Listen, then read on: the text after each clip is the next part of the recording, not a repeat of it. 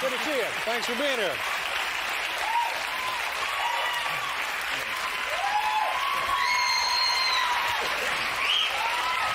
Pretty nice. Yeah. Pretty good deal. How you been? Very well, thanks. Nice to have you here. You started as a soap opera guy, right? When yeah. Was that your first like professional big deal acting thing? I think so. Yeah, I worked for a while in the theater, and I was going to school, and I ran out of money to pay the bills, and so I went and auditioned for a soap opera. Which one was it? It's called Love of Life. Yeah. Is that still on the air? No, it went off the air. I went to jail, and after a while, it went off the air. But I didn't have enough money to go to school, so I went to the soap opera, and I surprised myself by getting the part. I wasn't expecting to get it. Yeah.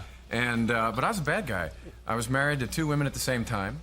A bigamist. Yeah. I was taking kickbacks for the mayor's office. I was trying to extort $500,000 out of my mother, all under the guise of being the tennis pro at the country club. Yeah.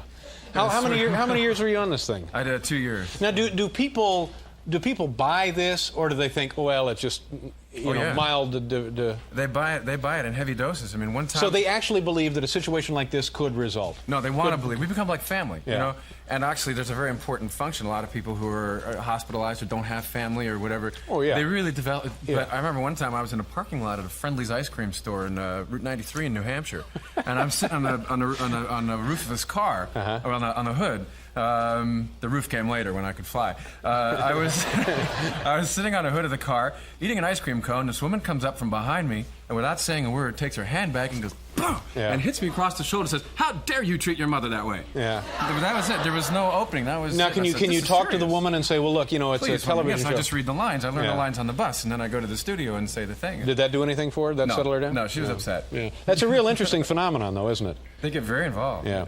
And then you were offered other parts on television, I guess, roughly the same time or after that? Yeah, I did a play on Broadway, then I was out of work. What was the play? It was called A Matter of Gravity with Katharine Hepburn, and I played her grandson, which is a great experience. But then I was out of work. Well, that must have been fun working with her. Wonderful. She scared me to death, but I also adored her. Scared her because just of who she is? Her and standard, her excellence, her whole kind of moral fiber, you know, her courage and integrity as a person, and she brings all of that to her work, and she just comes on with such truth and such authority that it makes you sort of a little afraid. I would think so. I had to learn to get comfortable with her. Yeah. But she's extremely generous, and I've always been very grateful that she phones to see how I'm doing sometimes. She goes to see movies that I'm in and calls. You know, she calls us about once or twice a week, dying to do the show. Yeah, she asks about you, but she wants to come on here and just, mix it up a little. Right after that job, I was out of work, though. I was totally out of work, and so I went, and someone said, my agent said, you should try to get into film. So I said, okay.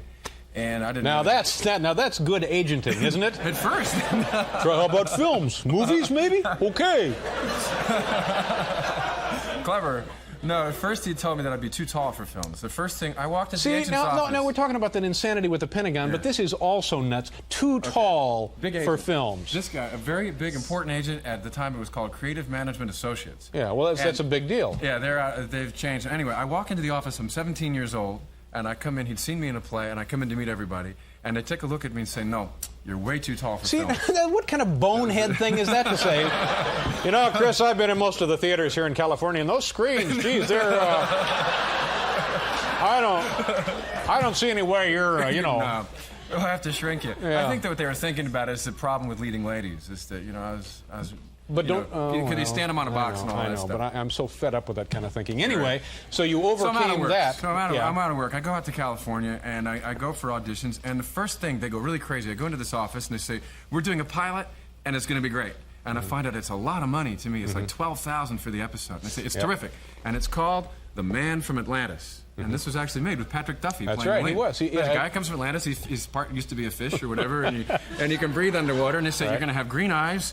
And how do you swim? I say, I swim okay. And you got to spend a lot of time underwater, like sitting in a chair and doing things. I go, okay, that's, And I mean, I'm a real snob. I'm coming from New York and all this stuff. And You're a New York actor. Yeah, and I'm trying to take this stuff seriously. We're talking about getting fitted for green contact lenses and learning how to breathe underwater. Can you make it for 2 minutes, or do we have to reload the film, or what? Yeah.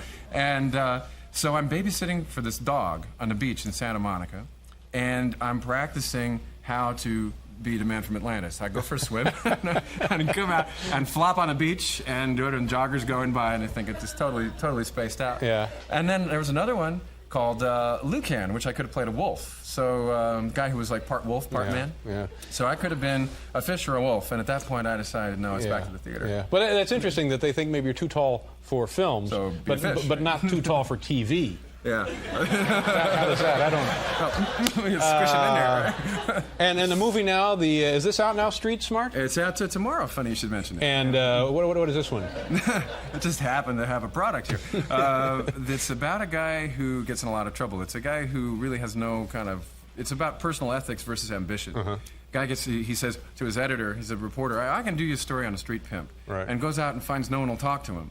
And then he gets in big trouble because...